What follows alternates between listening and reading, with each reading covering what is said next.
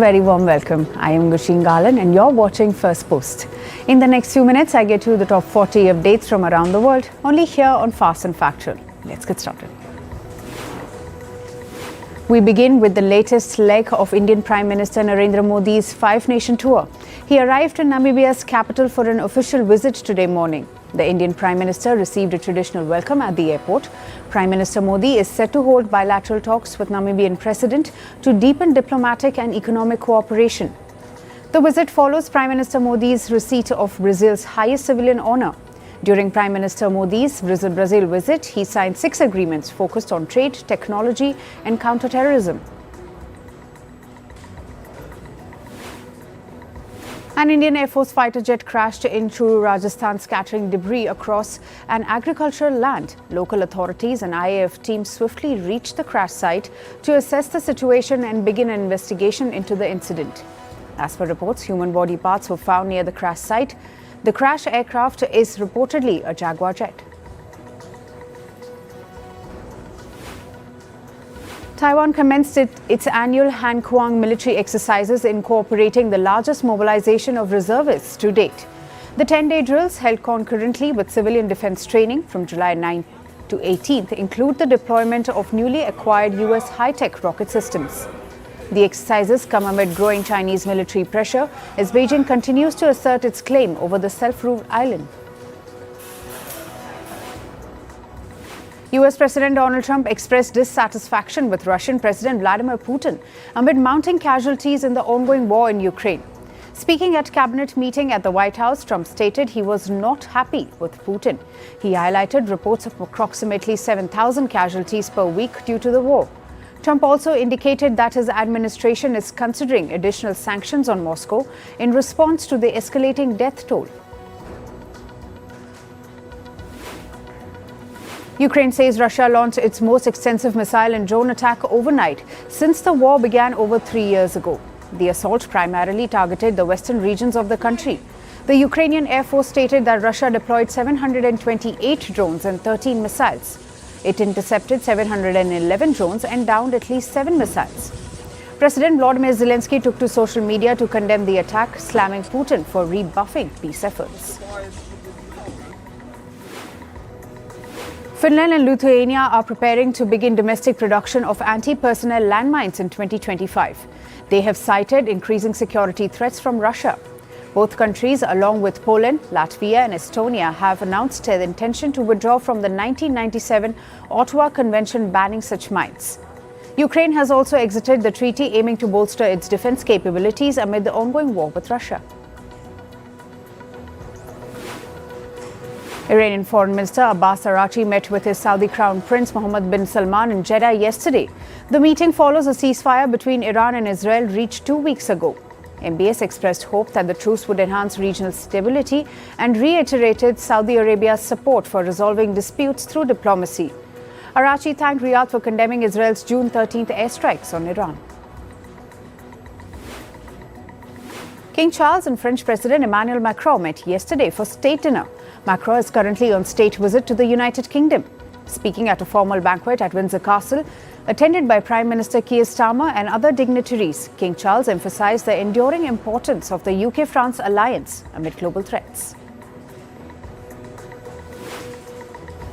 A Mexican court has sentenced 10 members of the Jalsico New Generation cartel to 141 years in prison each for murder and kidnapping. The men were apprehended last September at a suspected cartel training facility in Jalsico State. At least 2 captives were rescued and a body was recovered from the camp. The site is believed to have served as a forced recruitment center. Nimisha Priya, the Indian nurse who was on death row after being convicted for the murder of a Yemeni national, is scheduled to be executed on July 16th. Nimisha's family claimed that she had allegedly injected her business partner with sedatives to retrieve her confiscated passport, but an overdose led to his death. New Delhi is reportedly engaged in hectic efforts to halt Nimisha's execution. Indonesia has signed multiple agreements to increase imports of US goods, including agriculture and energy products. This is an effort to reduce its trade imbalance with Washington and avoid impending tariffs from Trump. Indonesia's chief economic minister confirmed the deals during a visit to the US, including a $1.25 billion wheat purchase and energy agreements involving state oil company. On to climate news now. In Texas, the death toll from the flash floods rose to over 110. At least 170 people remained missing across flood-hit areas, mainly in Kerr County. The town of Kerrville turned into a disaster zone after torrential rain on Friday. Over a foot of rain under an hour caused the river basin to overflow. The governor of Texas called for a special session to review the state's emergency response. Rescue teams are still searching for survivors in challenging conditions. The Rio Ruidoso River in the U.S. state of New Mexico rose rapidly on Tuesday due to heavy rain, swelling in minutes and reaching a record height of over 20 feet. A father and two children were swept away as rescue teams searched for them. Meanwhile, authorities declared a flash flood emergency in the area.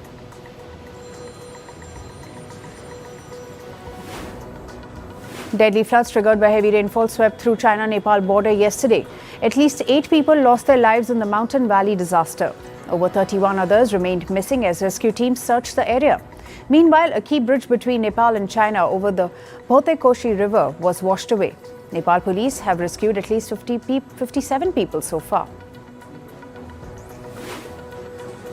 In France, a wildfire raged near Marseille on Tuesday, injuring over 100 people. The fire spread quickly due to wind-dry vegetation and steep hills. According to officials, nearly 800 firefighters fought the flames, and at least 400 residents were evacuated.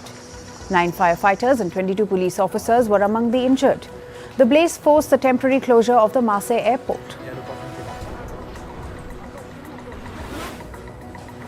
On to business and tech news now. Asian stock markets were trading mixed earlier today as investors reacted to President Trump's fresh tariff threats, including a 50% duty on copper. Japan's Nikkei was edging lower after early gains, and Australia's index was also down. Meanwhile, China's blue chips were holding in positive territory, and South Korea's Kospi was climbing steadily as traders assessed the likelihood of actual tariff implementation.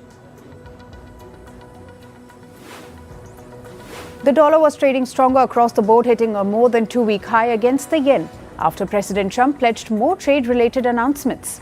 The greenback climbed 147.19 yen at one point as markets priced in 25% tariffs on Japan and waited for further signals on possible extensions. The dollar index was rising for a third straight day, while the euro and sterling both eased slightly. U.S. Treasury Scott Bessent said that the U.S. had collected around $100 billion in tariffs this year, and that total could triple by December as President Trump's trade push accelerated. Bessent told a White House cabinet meeting that most of the new revenue started flowing in the second quarter after near universal duties took effect on imports, steel and autos. Former British Prime Minister Rishi Sunak was appointed senior advisor at Goldman Sachs, returning to the bank 2 decades after starting his career there. Goldman said Sunak would advise clients on global economic and geopolitical issues, drawing on his experience as former head of government, former finance minister, and his networks across government and businesses. A new report suggested that Nissan Motor had suspended production of 3 vehicle models for Canada and its Tennessee and Mississippi plants amid escalating tariffs between the US and Canada. The production halt allegedly began in May, affecting Pathfinder and Murano SUVs built in Tennessee and Frontier pickups produced in Mississippi. Boeing said it had delivered 60 airplanes last month, a 27% jump from last year, as deliveries to China resumed for the first time since the trade freeze. The surge in deliveries came as Boeing struggled to stabilize operations after years of delays and setbacks, and as it tried to close the gap with European rival Airbus. Burger chain Wendy's said that its CEO Kirk Tanner was stepping down just over a year into the role to become the next chief executive at chocolate giant Hershey. The move comes as Wendy's struggled with weak sales this year, and its stock fell nearly 31% amid consumer cutting back on dining out.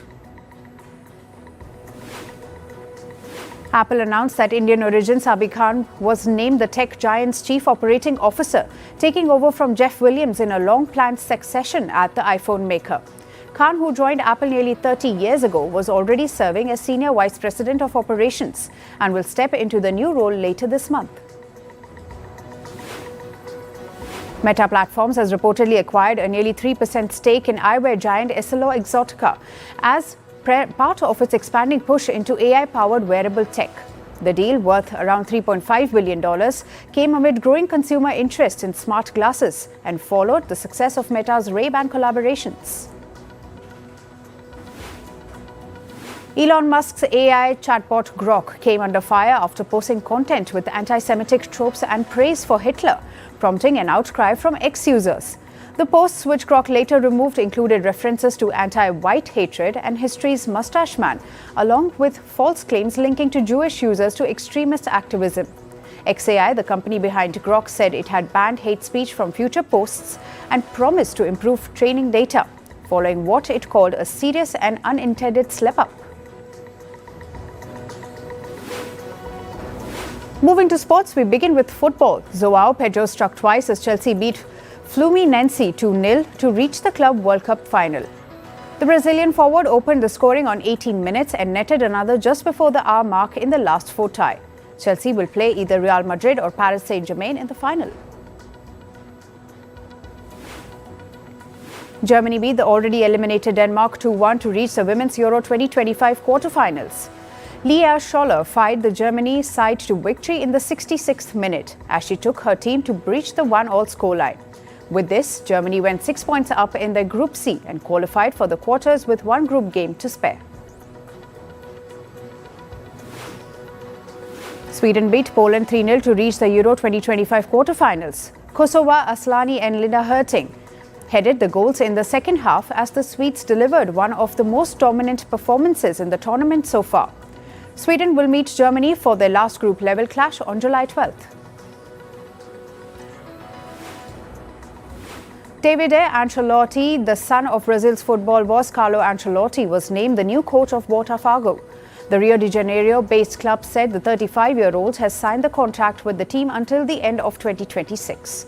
This will be his first head coaching job after serving as an assistant to his father at Real Madrid, Everton, Napoli and Bayern Munich. Global Football Governing Body announced it has opened an office inside Trump Tower in New York City. This as after FIFA steps after preparations for the 2026 World Cup in North America. 11 of the 16 World Cup venues in 2026 will be in the United States, with 3 in Mexico and 2 in Canada. In tennis, we begin with the latest action from Wimbledon. Men's world number 2 Carlos Alcaraz swept into Wimbledon semi-finals for a third successive year. The Spaniard beat Britain's Cameron Norrie 6-2, 6-3, 6-3 in the quarterfinals.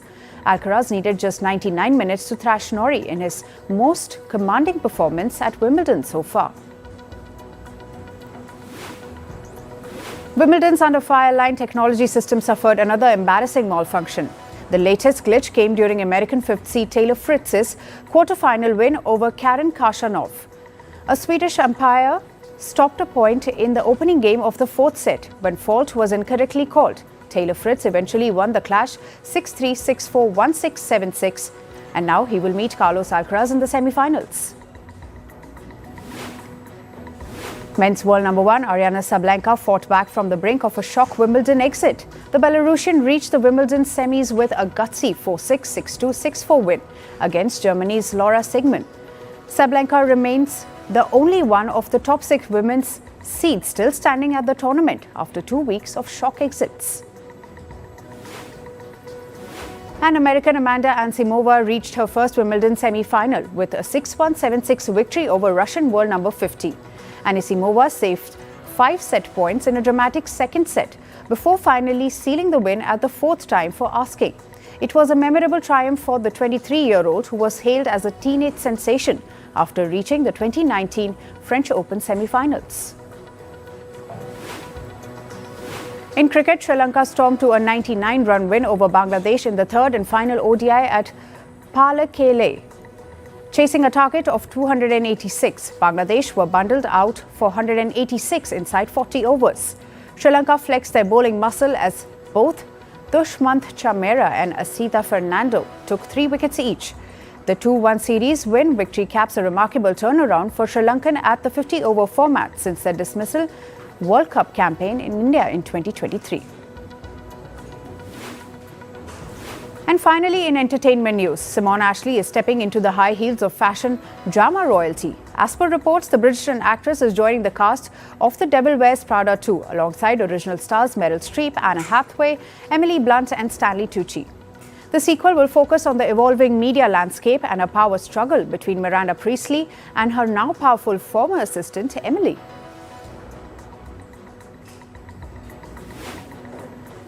Director Denis Villeneuve's Dune Part 3 is now official, continuing Paul Atreides' journey as Emperor. While earlier reports referred to it as Dune Messiah, the new title aligns with the film's saga structure. It will feature scenes shot by IMAX cameras, but not entirely in the format, despite earlier comments suggesting otherwise. Johnny Depp has revisited his exit from Fantastic Beasts, revealing that Warner Bros. Asked him to resign after his defamation lawsuit against The Sun in 2020. In a new interview, Depp said he was filming when the studio told him to quit, implying that they were really pushing him to retire. "There's far too many of me to kill," he said defiantly. Pop star Kesha stated in a podcast that 2009 party anthem TikTok led people to wrongly assume she was a non-stop party girl. While she still loves the song and her debut album Animal, she admits the track created a persona that didn't reflect her real life, making it difficult to be seen beyond the glitter and whiskey-soaked lyrics. And Netflix's hit anthology Monster has officially greenlit Season 4, which will spotlight accused axe murderer Lizzie Borden. While Season 3 is yet to release, fans can look forward to a fresh chilling dive into another real-life horror tale previously dramatized by Christina Ricci.